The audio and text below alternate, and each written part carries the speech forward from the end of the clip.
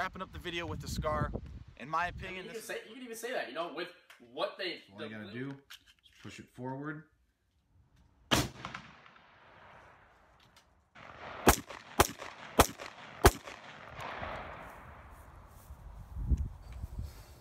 up, guys? Connor with Guns and Stuff, and before I start this video, I want to say thanks to all of the viewers, all of the subscribers.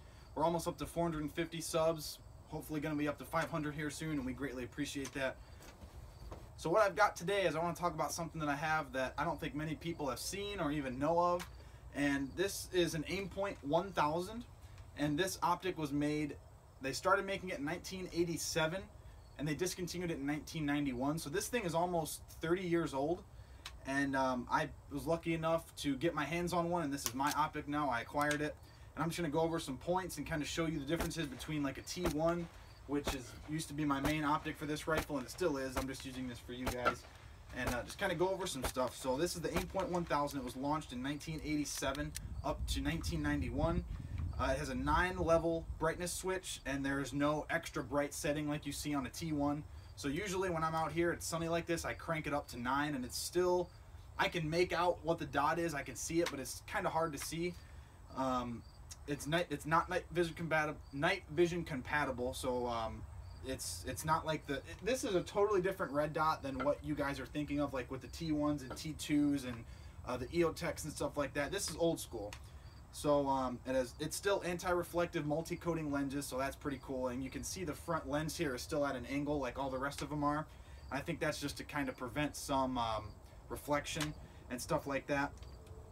I find this hard to believe, and bear with me here. I don't know a whole lot about this optic because on Aimpoint's website, it just has a few really basic points about this. I actually called and talked to John from Aimpoint, who was really helpful, really good guy. He gave me some of this information, so bear with me. I might not know everything about this optic, but what I do know is that it's really fun to shoot. It's a very long, skinny tube, as you can see. Looking through this and looking through my T1, I mean, this T1 looks like huge compared to this thing. I mean, this thing is it's like looking through a tunnel. It's a very small piece of glass. It has a 3 MOA dot. This is kind of weird. A 3 MOA dot, but its adjustments are in 1 and 4 MOA. So it's a pretty big dot, which isn't the best for precision, but the adjustments are not 1/2 like the other models are. So I thought that was kind of weird. Just goes to show you how much that Aimpoint has learned, and the red dot manufacturers have learned over that 25-30 year time. It is O-ring sealed, so it is waterproof.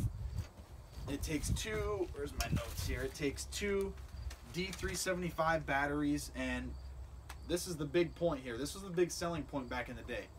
We all know that the T1 has a battery life of about 5 years on setting 8. This has a battery life of 100 hours. And that's it. 100 hours. But I don't know. This thing is older than I am, but back in the day that might have been like, oh man, a red dot that can get 100 hours, like that's crazy. We gotta go get it. And red dots were not really made for like tactical use like we think of today. These were made for sportsmen and like hunters and stuff. So I mean, this isn't like an ideal go to battle optic. I mean, yes, it is still a red dot. It still does a great job, and I'm gonna do some groups out here today. I'm gonna show you a little bit closer with this thing, but a 3 MOA dot. So this thing was not made for really precise fine shooting. And John told me over at Aimpoint, and I might have some of this wrong, but this is kind of how it started with the Army. This is how the Army kind of noticed Aimpoint. And again, this is from John at Aimpoint. He told me that there were some guys, some sportsmen out at a range. I don't know where this was. He said this is kind of a myth. They had these Aimpoint 1000s, and then there was a couple Delta Force guys that were at the same range on the same day, and they were kind of interested, so they used these, and then they pretty much fell in love with them, bought some out of their own pockets, and then they showed their Army buddies, and they showed their Army buddies, and before you know it, Aimpoint has a contract with the Army. So that's pretty cool. I think that's really fascinating. And this is a cast steel frame, like it's a steel housing. This was the last time Aimpoint used a cast or steel housing for any optics. Unlike the new stuff we know today, it's all aluminum to save weight. So that's pretty cool. I asked him how they sold back in the day, And obviously the AR-15 wasn't really as popular as it was back in the late 80s, early 90s as it is today. Not everybody had one. But he said they sold pretty well, and he says that there's actually a decent amount of them out there floating around still. I know for a fact I have never ever seen one come into shooters.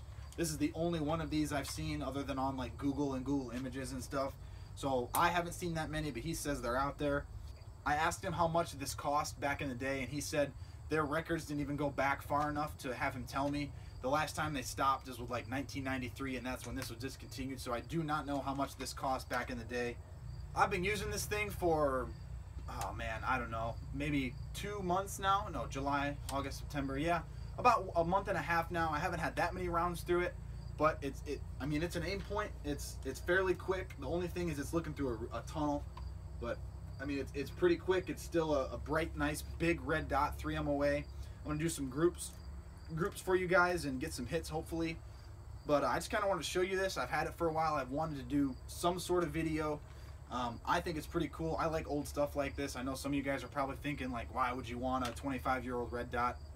I don't know, why not? It's cool. It's on my Colt 6920. We'll go do some shooting, 236 yards. Hopefully get some pings on steel for you guys, and we'll come back after that. All right, so I'm at 236 yards with the Aimpoint 1000. I've got just 55 grain PMC ammo. Got a 12-inch steel target down there. Hopefully I'll make it ring for you guys just to show you that this thing is on, and it's pretty fun. So, and I'm all the way up to the brightest setting. The dot is there, but I wish it was just a little bit brighter.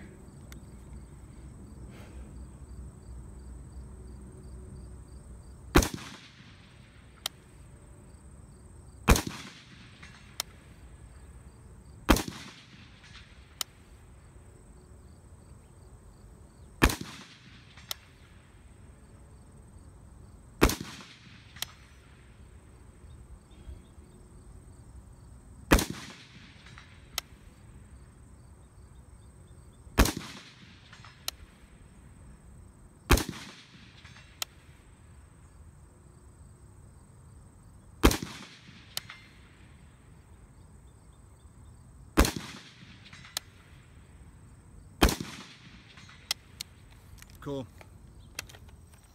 All right, so as you guys can see, kind of a wild grouping. Those are my first shots of the day. But this video wasn't really intended to be like a precision, look at how awesome this thing is. Just something that I have, something I wanted to share with you guys because I thought you guys would think it's pretty cool. This is not like a go to battle, go to war optic. It's just something I think it's fascinating how after like 29 to 26 years, this Aimpoint is still running strong. It's still hitting out at a decent distance. I haven't had any problems with it. The dot's always on when it should be on. I don't know. I just think it's awesome, and thank you guys for watching this video. More stuff coming up. My T1 will still be my primary optic on this when I'm done having fun. But yeah, thank you guys for watching, and don't forget to subscribe.